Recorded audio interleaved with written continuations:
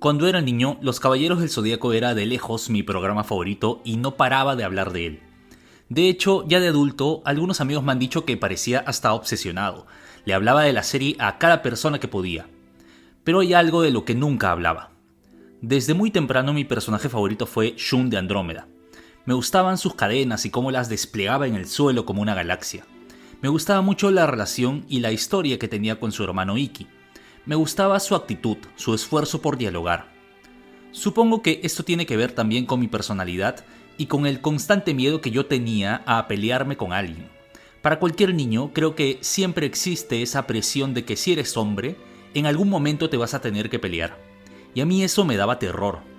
Y Shun precisamente representaba una apuesta por siempre buscar dialogar antes que pelear. Me sentía identificado con eso. Pero lo cierto es que nunca decía públicamente que Shun era mi favorito. Me resultaba muy vergonzoso admitir eso, porque la mirada que se tenía de él era muy estereotipada. Shun era para los niños de colegio y para la sociedad en general, el hombre que fallaba en ser suficientemente hombre. Shun era el afeminado, el delicado, el sensible, el llorón, el homosexual. Admitir que Shun era tu favorito era someterse a las burlas de los demás, a eso que hoy llamamos más elegantemente bullying. Creo que hay mucho que reflexionar sobre la masculinidad que representa el personaje de Shun y sobre cómo para la mirada occidental, y quizás más particularmente para las sociedades latinoamericanas, esa masculinidad de Shun cuestionaba y sigue cuestionando algunos de nuestros más habituales estereotipos sobre qué hemos aprendido que se supone que debe ser un verdadero hombre. Voy a pasar a lo largo del video por varios temas para reflexionar sobre esto. Primero, creo que es importante contextualizar un poco dónde surge el personaje de Shun, revisando qué modelos de masculinidad se tenían en la sociedad japonesa de la época. Y luego, voy a revisar algunas características notorias que identifico en la masculinidad de Shun y las voy a confrontar con algunos de los clásicos estereotipos de masculinidad que, me parece, tenemos todavía muy presentes en las sociedades latinoamericanas. Empecemos.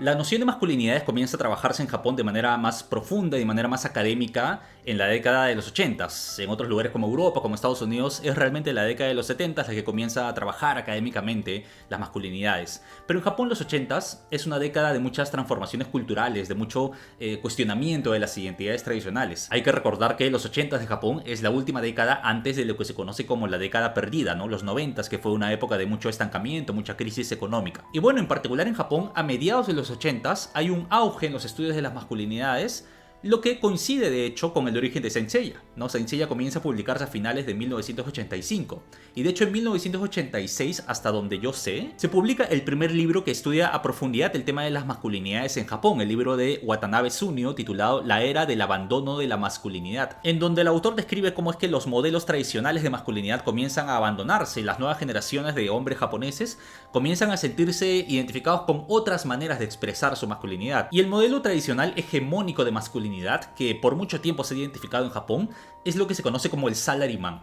El salaryman es este hombre que sale a trabajar, ¿no? Que es proveedor de su familia, que es muy sacrificado, se sacrifica muchísimo por la familia, por la corporación que lo ha contratado, por el país, por la sociedad. Es un modelo de masculinidad que se convirtió en el ideal en el Japón de la posguerra, después de la Segunda Guerra Mundial. Y de hecho creo que no es difícil identificar cómo es que esta noción tradicional del hombre sacrificado, ¿no? Que sigue luchando, que se esfuerza muchísimo, ¿cómo es que esto está en Saint Seiya? ¿Cómo es que está en el shonen en general? De hecho podríamos decir que Kurumada fue por muchos años de su vida un salaryman, ¿no? La industria del manga es una industria que cuando uno la estudia y se da cuenta de cómo es que ha ido creciendo a lo largo de las décadas, es una industria que realmente ha explotado muchísimo a sus trabajadores. Y me imagino yo que muchas veces Kurumada, como otros autores de mangas, se han sentido, al menos en su juventud, muy identificados con este modelo del salaryman, con este hombre que lo da todo en el trabajo. Pero hay mucho más que esto en Saint Seiya, ¿no? En Saint Seiya la masculinidad no está representada solamente como el sacrificio.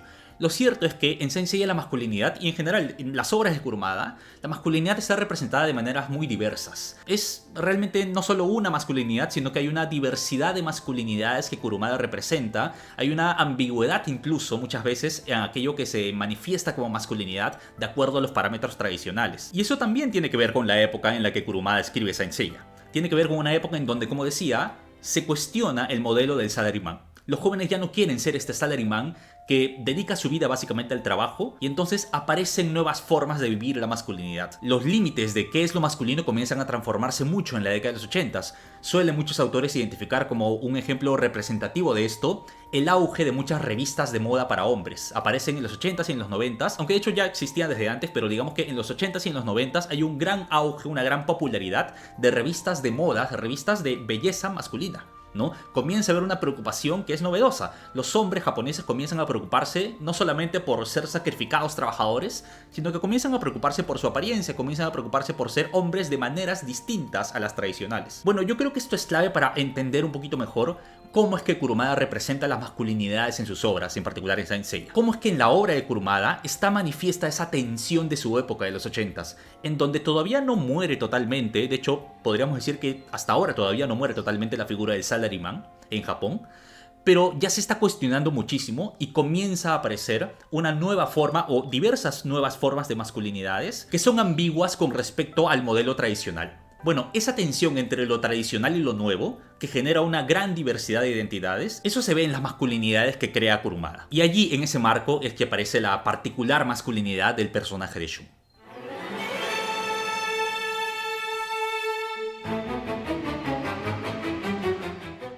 En esta sección voy a reflexionar sobre 4 características que me parecen muy importantes en la masculinidad de Shun. La masculinidad de Shun es una masculinidad delicada. Es además una masculinidad sensible y empática.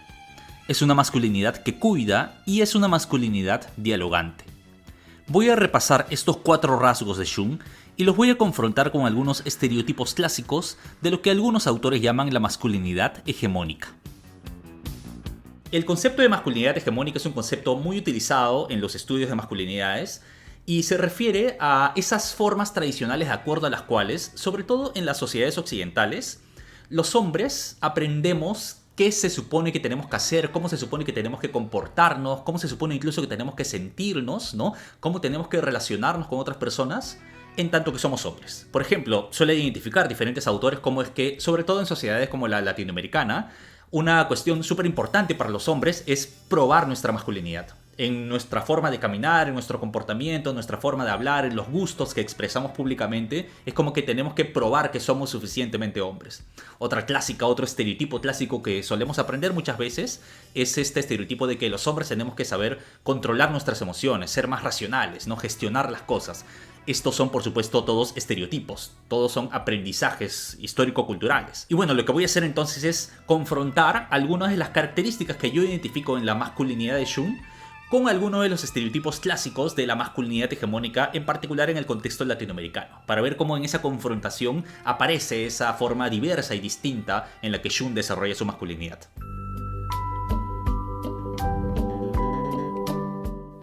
La forma en la que Masami Kurumada dibuja a sus personajes varones es muy fácilmente identificable. Suelen tener rasgos muy estilizados, con posturas elegantes y rostros bastante bellos. Y en el caso particular de Shun, tales rasgos están aún más potenciados. Shun es uno de esos personajes que Kurumada dibuja con los ojos muy grandes, con gestos muy emotivos y con el rostro muy delicado. Vemos esto desde el primer enfrentamiento que tiene Shun en el Torneo Galáctico. Su delicada belleza le hace ganar muchas admiradoras entre el público, lo que genera que Habu se burle de él y lo subestime. Y de hecho, algo parecido va a ocurrir también con algunos de los próximos enemigos de Shun. Por ejemplo, tanto a Afrodita como a Sorrento les parece muy sorprendente que alguien con un rostro tan dulce y con rasgos tan delicados pueda tener tanta fuerza y coraje.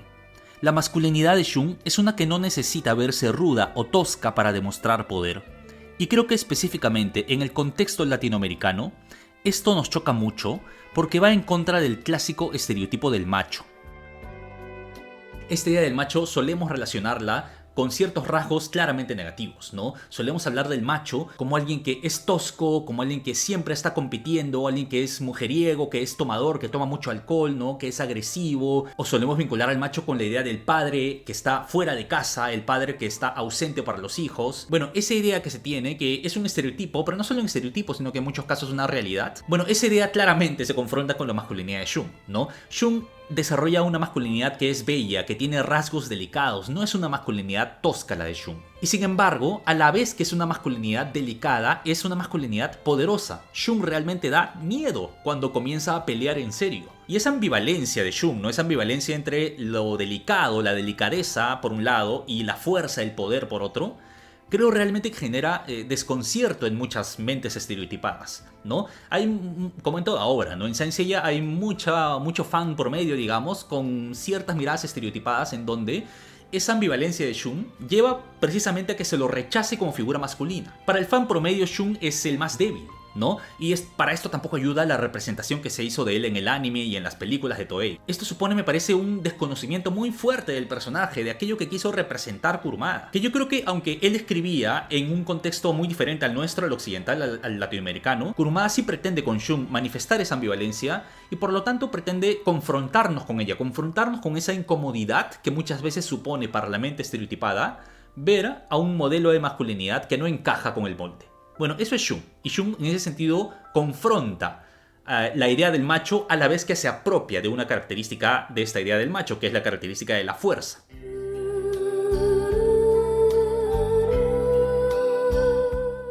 En segundo lugar, la masculinidad de Shun es sensible y empática. Esto es tan evidente que se ha vuelto un meme en el fandom de Saint Seiya. Hasta los midcloths de Shun vienen con un rostro especial llorando. Esa sensibilidad de Shun se ve desde el inicio de su historia. Habu le pregunta si sigue siendo el mismo llorón de siempre, porque Shun de niño lloraba mucho, expresaba su temor y era calificado por eso como cobarde. Y sabemos muy bien cómo esto va en contra de los estereotipos tradicionales de masculinidad. ¿Cuántos niños hemos escuchado desde pequeños eso de que los niños no lloran? Estoy tan... Ya empieza otra vez. Era de esperarse. No llores, los hombres no lloran. Aquí vemos cómo Shun va directamente en contra de un estereotipo clásico de masculinidad, ¿no? Un estereotipo que de hecho aprendemos mucho los hombres, creo, desde niños, o al menos en muchos casos, al menos en mi caso creo que fue así, ¿no? Esta idea de que para ser hombre tienes que controlar, tienes que saber reprimir incluso tus emociones. Esto tiene que ver con una histórica incluso identificación que se ha hecho entre la masculinidad y la razón y la feminidad y la emoción, ¿no? Esto se puede identificar incluso históricamente en la filosofía, en la medicina. Y hasta ahora muchas veces ese estereotipo se vincula a cómo es que se espera que la decisión razonable sea la del hombre. Claramente ese es un estereotipo, no necesariamente tiene por qué ser así. Pero claro, ese estereotipo sí suele generar una serie de vivencias, una serie de problemas en muchos hombres que ciertamente son vivencias que no son deseables, ¿no? Lo que reprimimos no se mantiene allí guardado, sino que suele reaparecer de otras formas, muchas veces de formas violentas. Y bueno, Shun no reprime. Shun manifiesta su emocionalidad constantemente, y lo manifiesta incluso a sus enemigos. Sobre este tema me parece interesante resaltar la pelea que Shun tiene contra Io de Sila, en la saga de Poseidón. Al final de la lucha, después de que Shun ha sido atacado con todas las bestias posibles de la mitología de Sila, él no puede evitar ser amable con su enemigo. Lo atrapa con las cadenas y le dice gentilmente que no se preocupe, que no va a morir. Esto deja a Io totalmente desorientado, al punto de que él mismo le repite hasta 3 veces a Shun que nunca debe tratar así a sus enemigos, que no debe ser tan sensible en el campo de batalla. Pero Shun no puede evitar esa sensibilidad, y por tanto no puede evitar tampoco ser empático con la mayoría de sus enemigos. Y de hecho, es curioso que esa empatía se muestra también con los animales. Siempre me hizo gracia como en la saga de Hades Infierno, Shun tiene consideración hasta con el monstruoso y grotesco cancerbero. Lo ataca, pero se asegura de que no muera, solo lo deja inconsciente por un momento. Y luego, en el Next Dimension, parece que Shun va a ser devorado por el aterrador león de Kaiser, el santo de Leo de la previa generación. Pero resulta que Goldie percibe la bondad de Shun y empatiza con él, comportándose como un cachorrito inocente. Solo Shun, con su sensibilidad y empatía, podría hacer algo así.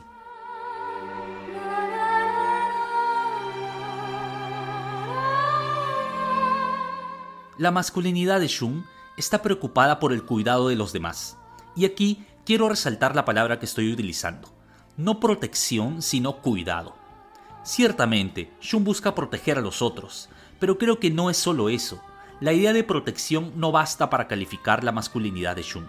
Y tengamos en cuenta que, al fin y al cabo, la idea del hombre protector es una muy tradicional de la masculinidad hegemónica. De acuerdo a la mirada tradicional, este hombre protector es el que tiene una voz de mando y es el que tiene un poder para proteger. No, el hombre protector protege a aquellas personas a las que se asume como sin poder, a los niños, a las mujeres, ¿no? Y por lo tanto hay una relación más vertical de acuerdo a esta mirada estereotipada. No necesariamente la idea del protector tiene que ser así vertical, ¿no? Y rígida, pero muchas veces, creo que la mayoría de las veces, sobre todo en sociedades como las latinoamericanas, lo es así, ¿no? La idea del hombre protector, el hombre proveedor, el padre de la familia. Y a Jung creo que hay que identificarlo más con la noción del cuidado, ¿no? El cuidado incluso en su sentido filosófico, hay toda una corriente filosófica que se llama la ética del cuidado. Bueno, el cuidado tiene que ver más con una relación horizontal, ¿no? Una relación en donde no tanto protejo a quien está por debajo de mí, a quien es mi subordinado o mi subordinada, sino que cuido a la persona con la que tengo un vínculo más emocional, doy acogida a la otra persona. Bueno, Jung creo que tiene que ver mucho con eso. Y de hecho la noción de cuidado socialmente se vincula mucho a lo femenino, ¿no? Es una tarea muy feminizada, ¿no? En las enfermeras, en las cuidadoras, en las madres, ¿no? La idea del cuidado suele ser muy feminizada. Y bueno, creo que por eso, por ejemplo, una escena como la de la casa de Libra, en donde Jung se queda no simplemente para proteger con la fuerza, no simplemente se queda como luchador Jung con yoga, sino que se queda para cuidarlo con su cosmos en un vínculo más horizontal. Es cierto que el anime puso estas escenas medias raras en donde parece que Jung se acerca a besarlo a yoga. Bueno, eso ya es cuestión del anime, que colabora con la feminización, digamos, de Jung en esa escena. Pero no solamente creo que es eso, ¿no? Sino que el solo hecho de que Jung se quede a cuidar a yoga ya da pie para una interpretación de Jung como un personaje más femenino que masculino. Es decir, da pie para interpretar de forma estereotipada que Jung no está cumpliendo con ser suficientemente hombre. Porque tradicionalmente, estereotipadamente, no solemos vincular la masculinidad con el cuidado, con aquello que Jung hace. Bueno, Jung es una masculinidad que cuida, y creo que eso es parte de lo tan valioso del personaje de Jung.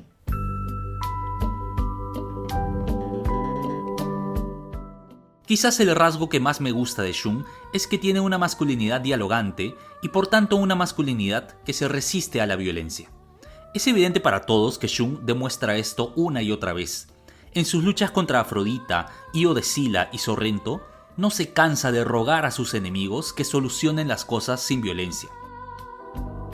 Este rasgo va en contra de ese vínculo tradicional que solemos hacer entre la masculinidad y la violencia, ¿no? Tradicionalmente solemos vincular lo femenino al diálogo, al escuchar al otro, al acompañar, al cuidar, y lo masculino más bien al golpear, lo masculino a la violencia, al defender tu honor, ¿no? A la agresión. Y sin embargo, Jung representa esta masculinidad que es pacifista, que constantemente está buscando otros caminos que no sean los de la violencia. Esto a Jung le genera muchos problemas ya incluso desde niño, ¿no? Desde niño se ve en el manga cómo es que y en el anime también, cómo es que en la isla de Andrómeda, cómo es que la poca disposición que tiene Jung para pelear, para utilizar la violencia, le genera problemas y hasta desconfianza de Yune y de su maestro Daedalus. Y este realmente es el motivo que personalmente a mí me hace sentir más identificado con Jung. Desde niño me daba mucho miedo pelear, hasta ahora tengo ya más de 30 años y nunca me he peleado físicamente con nadie, ¿no? Golpes ha habido por allí, no sé, jugando un partido de fútbol o cosas así, ¿no? Pero físicamente pelearme nunca me ha ocurrido y estoy bastante orgulloso, la verdad, de eso. Y bueno, Jung siempre ha sido en ese sentido como que un modelo que seguir, ¿no? Con respecto a ese tema.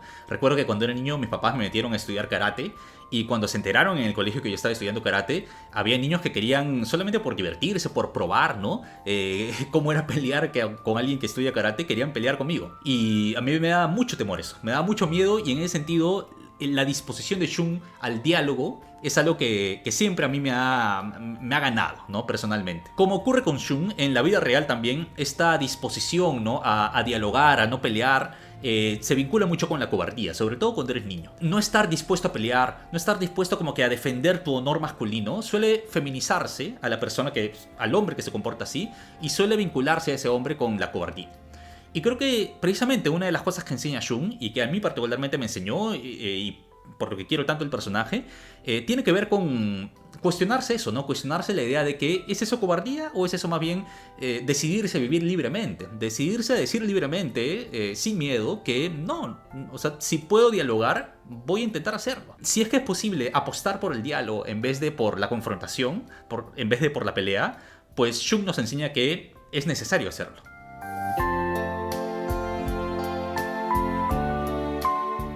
Cuando Jung y Seiya llegan a la casa de Piscis y aparece Afrodita, Seiya lo mira y le pregunta a Jung, ¿seguro que es un hombre?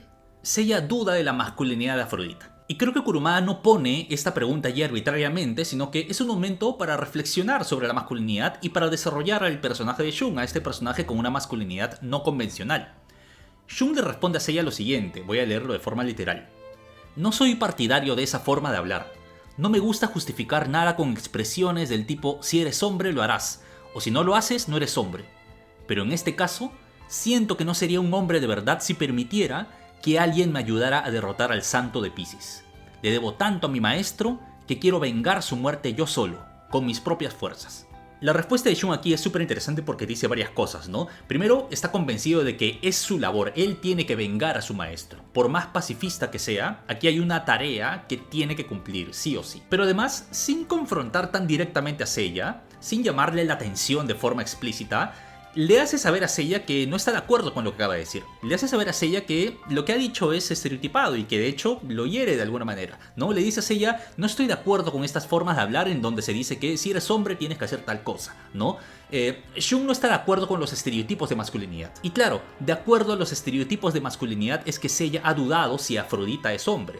Y Shun dice, no interesa, olvidemos los estereotipos, eso no es lo importante. Lo importante para ser hombre, para ser una persona honorable en general, lo importante es cumplir con aquello a lo que estás obligado éticamente. Y éticamente Shun tiene que vengar a su maestro porque Afrodita lo ha matado. Y entonces Shun representa aquí una masculinidad que no necesariamente tiene que ser probada. Shun no quiere vengar a su maestro para probar su masculinidad porque Shun no cree en los estereotipos de masculinidad. Shun quiere vengar a su maestro porque necesita honrarlo, porque lo ha hecho quien es. Y en ese sentido Shun creo que va en contra de uno de los tradicionales rasgos de la masculinidad hegemónica, que es la idea de que un hombre tiene que probar que es suficientemente hombre. Hay un montón de momentos a lo largo de toda la historia en donde se muestra que para Shun no es importante esta prueba de masculinidad. Shun está seguro de su masculinidad. Ya solo el hecho de que una y otra vez esté apostando por el diálogo manifiesta que a él no le interesa probar que es suficientemente hombre de acuerdo a los estereotipos de lo que se supone que tiene que ser un hombre. A mí me hace acordar esto a una escena muy particular, que es cuando Shun se enfrenta a Dante de Cerbero, el santo de plata, y Shun antes de pelear le propone a Dante de Cerbero dialogar, ¿no? Le propone, oye, pero esto no es inútil, ¿por qué vamos a pelear? ¿No? Esto descuadra totalmente a Dante. Dante queda totalmente como que confundido con lo que Shun le propone. ¿Cómo? Pero estamos en el campo de batalla, ¿no? Ambos somos santos, somos guerreros. ¿Qué es esto que me estás proponiendo no pelear? Bueno, eso suele ocurrir con una masculinidad como la de Shun. Una masculinidad que se niega a cumplir con los estereotipos. Ese tipo de masculinidades suele generar desconcierto en los demás. Y creo que ese es uno de los motivos por los que el personaje de Shun, entre los fans de Saint Seiya, entre muchos, no entre todos, y creo que cada vez entre menos, pero muchas veces el personaje de Shun genera burlas, genera que se lo trate como homosexual, ¿no? Es un personaje que para muchos no convence en tanto que no demuestra su masculinidad. Bueno, es que a Shun no le importa demostrar su masculinidad. Y creo sinceramente que esa es una de las cosas más valiosas del personaje de Shun. O sea, aprender a no tener que estar obsesionado, porque muchos hombres están obsesionados con a cada momento tener que demostrar que son suficientemente hombres. Bueno, aprender eso, aprender ese valor, creo que es súper importante. Y bueno, esto lo digo solo de pasada, tengo un video ya donde comento ese tema. Es uno de los motivos por los que es tan lamentable que el personaje de Shun haya sido transformado en mujer en la adaptación de Netflix, ¿no? Se nos arrebató esa enseñanza tan valiosa y realmente tan diferente, tan particular dentro de las obras artísticas que solemos ver, que suelen ver los niños desde pequeños. No es común encontrarse con un personaje así, un personaje tan convencido de que no tiene por qué probar que es suficientemente hombre, simplemente no le interesa hacer eso. Y de hecho, lo cierto es que Shun no está solo dentro de la obra de Kurumada como único representante de esta masculinidad diversa y ambigua, ¿no? Y cuestionadora. Shun en verdad es parte de una serie de personajes que Kurumada ha creado a lo largo de su obra que manifiestan estas formas diferentes de masculinidad. Y eso siento que a veces no se lo apreciamos suficiente a Kurumada, ¿no? Esa apuesta que tiene él por esta gran diversidad de representaciones de masculinidades y en general de identidades que tiene en su obra. Solamente en Saint Seiya. En el manga clásico tenemos no solo a Shun, sino tenemos a Afrodita, tenemos a Misty, el santo de plata. Incluso yo identificaría a Sorrento, ¿no? Que es una masculinidad muy delicada también, muy elegante, ¿no? En el Next Dimension tenemos a Alone, que también otra vez representa una masculinidad muy pacifista, muy parecida a la de Shun. O tenemos a Death Toll, que ya haré un video sobre Death Toll, que es un personaje fascinante, ¿no? Y es curioso cómo Kurumada suele hablar en sus obras de el verdadero hombre, ¿no? Ser un verdadero hombre. Y lo valioso y lo interesante es que ser un verdadero hombre no es algo cerrado para Kurumada. Porque ser un verdadero hombre para Kurumada es sí, ser el guerrero, ser el que lucha por la justicia, pero también ser este hombre que no está todo el tiempo preocupado por probar su masculinidad, sino que está cómodo con quien es, que se sabe suficientemente hombre.